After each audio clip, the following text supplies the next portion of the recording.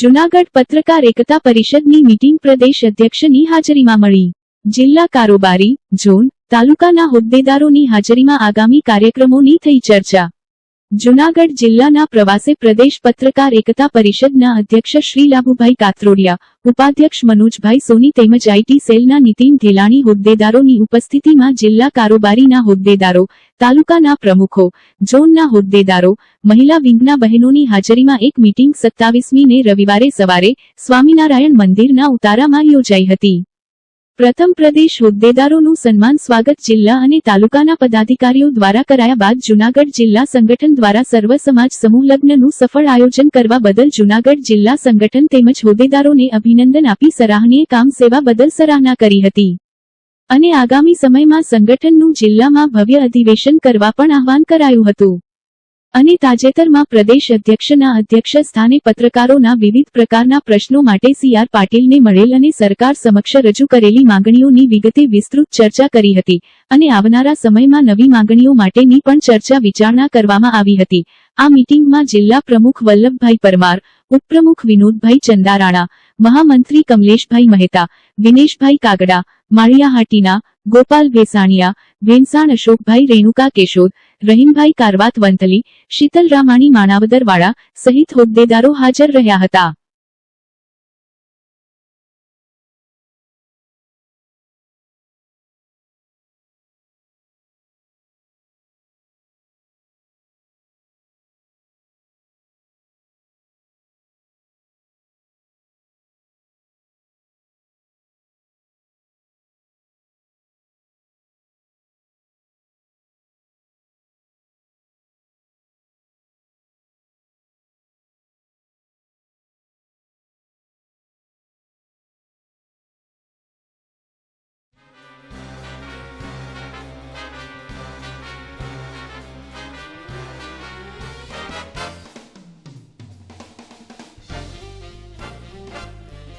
અગાઉ સુવિધા મળતી હતી અત્યારે બની થઈ છે। અમે નવું નથી માંગતા, ગુમાવેલું પાછું માંગીએ છીએ અને એમ કરોડો રૂપિયાની ગ્રાન્ટ નથી માંગતા। ટેકનિકલ મુદ્દા છે એના ઉકેલ આપવા જોઈએ, પણ અમારે તમારી સામે આંદોલન ન કરવાનું હોય, કારણ પત્રકાર પ્રજા અને સરકારની વચ્ચેની કડી છે। સરકારની યોજનાઓને પ્રજા સુધી પહોંચાડે છે અને પ્રજાના પ્રશ્નો સરકાર અને તંત્ર ધ્યાનમાં રજૂ કરે છે। એટલે તમારે અમારા પ્રશ્નો ટેબલ ટોપ કરીને ઉકેલવા હોય ત્યારે તમે જ્યારે કહો ત્યારે બેવા તૈયાર છે। વિજયભાઈ અમને નહોતા બોલાવ્યા, પણ પછી પાછું બદલાવું ત્યારે CR પાટીલે અમને બોલાવ્યા હતા। પહેલી વખતે 22 જણા હોદ્દેદારો ગયા હતા, બીજી વખતે 42 જણા ગયા હતા, એમ ધીમે ધીમે બદલી આ વખતે ઝોનવાળાને લીધા, બીજી વખતે જિલ્લાવાળાને લીધા હોય। 4 મિટિંગ અમે કરી, લગભગ પ્રદેશના અને જિલ્લાના પ્રમુખ ઝોનવાળા બધા આવી ગયા। દરેક વખતે આપણે 20 બાય પછી પત્રકાર કોલોની બનાવવા માટે ટોકન દરે જગ્યા વર્ષો પહેલા મળતી હતી, હવે બંધ છે કે અમારી મહેસૂલ પોલિસી બદલાઈ ગઈ છે। હવે જંત્રીથી વિશેષ એમ આપી ન શકતી, જંત્રીથી પત્રકારો લઈ ન શકે, એટલે એને એવું કીધું કે અમે તમને આવાસ યોજનામાં સમયની વિગતે બધું કાંઈ વાંધો નહીં, અમારે મકાન જોતું જેને નથી અને પણ 10 કરતા વધુ પત્રકાર માંગણીદાર હોય કોઈ જિલ્લામાંથી તો એને આવાસ યોજનાની આખી વિંગ એક્શન એ ફાળવી દેવી, એમાં બીજાને નહીં ભેળવવાના। પત્રકારોને ભલે હરાજી અંદર કરો, હેઠળ ઉપરના મારો તમે વીમો 10 લાખ આપો, ત્યારે એની સંમતિ બતાવી હતી તમે ટ્રસ્ટને સોસાયટી રજીસ્ટ્રેશન કરાવી નાખો, આપણે કરાવી દઈએ, એટલે આપણે એમની તમને 10 લાખના વીમાનું પ્રીમિયમ ભરાવી દઈશું ખાનગી કંપની પાસે। એટલે એ વાત આપણે જલ્દી સ્વીકારી, એનું કારણ શું હતું ત્યારે 50,000 વીમો હતો, પણ સરકારે 5 લાખનો નિર્ણય કર્યો તે લાગુ તો કાર્ડવાળાને પડવાનો। પણ વિજય રૂપાણી અરે પાટીલાની વાત થઈ ને, એ ખાનગી કંપની સોસાયટીનો ગ્રુપ વીમો લઈ દે, એનો અર્થ આપણા મેમ્બર જે બન્યા છે એની પાસે કાર્ડ છે કે નહીં એનો વિષય જ નથી, સોસાયટીનો વીમો છે, સોસાયટીના મેમ્બરને બધાને લાગુ પડે છે।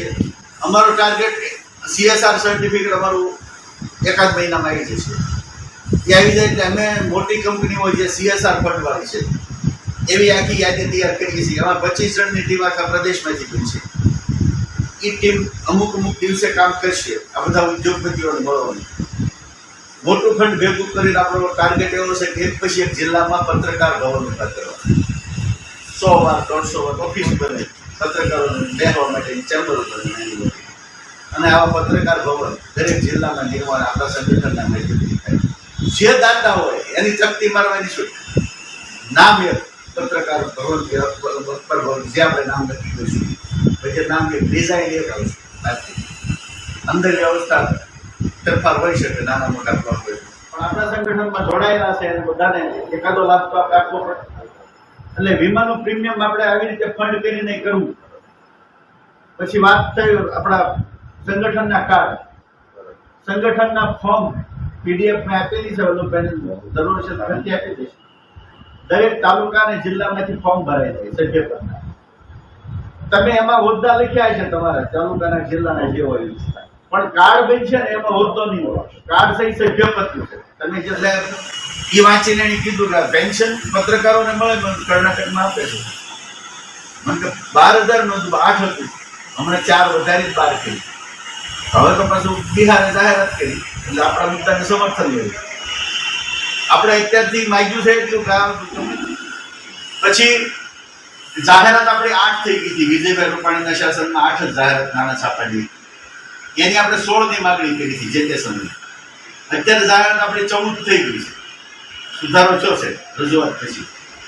2 જાહેરાત આપણી માંગ. રાજકીય આગેવાનોમાં કોને કોને આમંત્રણ આપવા, 21 જણા બેઠા હશે, 20 જણા બેઠા હશે, એની વચ્ચે યાદી તૈયાર થઈ જશે. માનો કે જુનાગઢ જિલ્લાના ધારાસભ્ય 1 કે 2 હોય, સાંસદ હોય. પછી ગ્રામ્યમાં કેવું કે નહીં, ગ્રામ્યમાં ઘણી વખત તાલુકાના આપણા 14 મુદ્દા હતા એ વાંચી અને એક એક મુદ્દાની ચર્ચા કરી.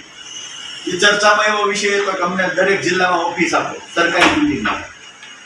તો એણે કીધું હતું કે જે તે કલેક્ટરોને અમે આદેશ કરી દઈશું, કલેક્ટર સરકારી બિલ્ડિંગમાં ક્યાં વ્યવસ્થા છે ત્યાં તમને ઓફિસ ફાળવે. સરકારી બિલ્ડિંગમાં ઓફિસ આપણે એટલે એમાંથી બીજો વિષય અમારી પાસે આવે છે જે તે જિલ્લાના પત્રકારો. મને તમારા જુનાગઢ જિલ્લાના આપણી સાથે ફોર્મ ભરીને જોડાયેલા 150 પત્રકારો એટલે 200. આ 200 જણનો એવો આપણને એમ લાગે કે વીમો લેવો છે. બાબુભાઈ કાંતરોડિયા, અધ્યક્ષ પત્રકાર એકતા પરિષદ ગુજરાત. આજે સૌરાષ્ટ્રનો પ્રવાસ ગઈકાલથી ચાલુ થયો છે.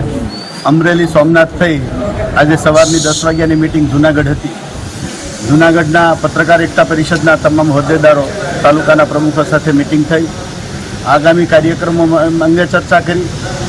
સરકારમાં પત્રકાર એકતા પરિષદ દ્વારા રજૂ થયેલા પ્રશ્નોની ચર્ચા કરી અને સંગઠનને વધુ મજબૂત બનાવી ઓળખ કાર્ડ સાથે જે ફોર્મ ભર્યા છે એને બધાને ઓળખ કાર્ડ વહેલી તકે મળે એના માટે ચર્ચા કરી અને પત્રકારોના કાંઈ કોઈ સમસ્યા હોય તો એની ચર્ચા કરી. અને આજે મિટિંગ ખૂબ સરસ રહી.